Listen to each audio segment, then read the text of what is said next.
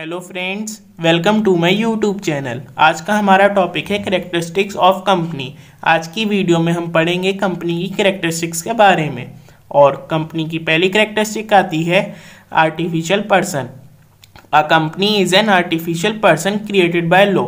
Artificial person का मतलब होता है जिसे ना तो हम देख सकते हैं, ना ही हम उसे छू सकते हैं और ना ही हम उसे महसूस कर सकते हैं। एक कंपनी आर्टिफिशियल पर्सन होती है क्रिएटेड बाय लॉ, जो कानून द्वारा बनाई जाती है।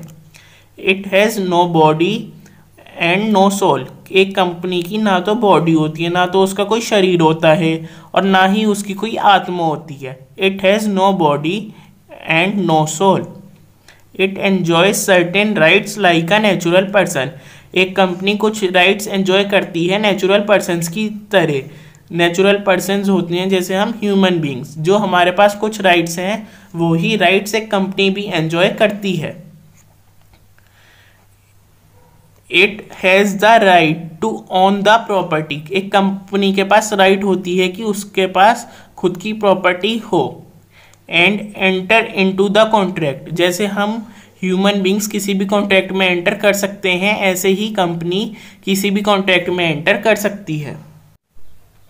कंपनी का सेकंड कैरेक्टरिस्टिक होता है परपीचुअल सक्सेशन। परपीचुअल सक्सेशन का मतलब होता है अ मेंबर में कम, a member may go, but the company will go on forever. अगर कंपनी में कोई भी नया मेंबर आ जाता है या कंपनी का कोई भी पुराना मेंबर चला जाता है, तब भी कंपनी के वर्क पे कोई भी इफेक्ट नहीं पड़ता। कंपनी उसी तरीके से वर्क करेगी जैसे वो पहले वर्क करती थी। Retirement, death, insolvency of its members do not affect the continuity of the company। अगर किसी भी मेंबर की या डायरेक्टर की डेथ हो जाती है या वो इंसॉल्वेंट हो जाता है या वो रिटायरमेंट ले लेता है, तब भी कंपनी की कंटिन्यूटी पे कोई भी इफेक्ट नहीं पड़ेगा। कंपनी वैसे ही वर्क करेगी जैसे वो पहले वर्क करती थी।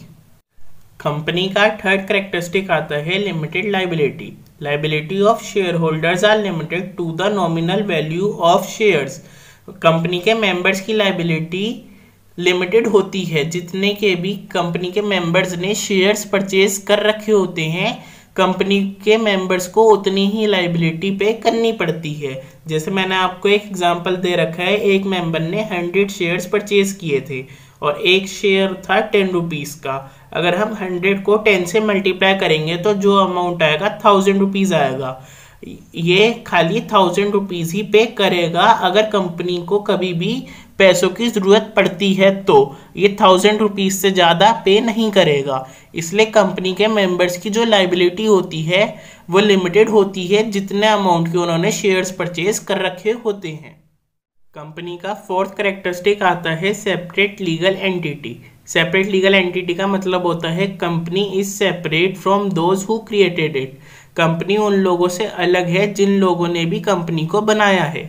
This implies that a company can not be held liable for the actions of its members. अगर कंपनी के मेंबर्स या डायरेक्टर्स कोई भी गलती करते हैं तो कंपनी उसके लायबल नहीं होगी, यानी कंपनी जिम्मेदार नहीं होगी। अगर कंपनी के किसी भी मेंबर या डायरेक्टर ने फ्रॉड कर दिया तो उससे कंपनी का लेना देना कुछ भी नहीं है। एक कंपनी के एक्सपेंसेस अलग होते हैं और कंपनी के मेंबर्स और डायरेक्टर्स के एक्सपेंसेस अलग होते हैं, क्योंकि जो कंपनी होती है वो सेपरेट लीगल एंटिटी होती है। कंपनी का फिफ्थ कैरेक्टरिस्टिक आता है common seal. A company being an artificial person cannot sign for itself. जैसे कि मैंने आपको बताया था कि कंपनी आर्टिफिशियल पर्सन होती है, इसलिए कंपनी किसी भी डॉक्यूमेंट पे खुद अपने सिग्नेचर नहीं कर सकती। It is mandatory under law that company must have a common seal.